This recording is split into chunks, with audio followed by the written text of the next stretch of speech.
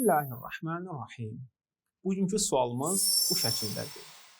Əgər ana gəlini ilə yola getmirsə, övladına, həyat yoldaşını boşamağı əmr edə bilərmi? Və yaxud əmr edərsə, bu məsələdə anaya itaət vacibdirmi?